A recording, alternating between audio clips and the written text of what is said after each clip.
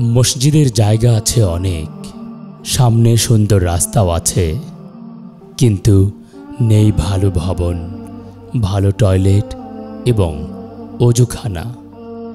মসজিদের মুসল্লি সংখ্যা বেশি হওয়ায় বড় করা প্রয়োজন, কিন্তু সামর্থ্য না থাকায় এলাকার দরিদ্র জনগোষ্ঠী মসজিদটি আয়তন বৃদ্ধি করতে পারছে না সুন্দর একটি ভবন নির্মাণ করতে।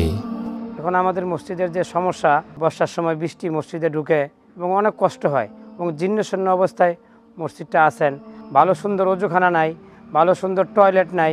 আলহামদুলিল্লাহ আমাদের মসজিদ জায়গা আছে অনেক, কিন্তু আমাদের এলাকা মানুষ অনেক গরিব, সামর্থ্য না থাকার কারণে আমরা মসজিদটাকে সুন্দর করতে পারতেছি না, মসজিদটাকে বড় করতে পারতেছি না। আপনাদের সহযোগিতা কামনা করছি।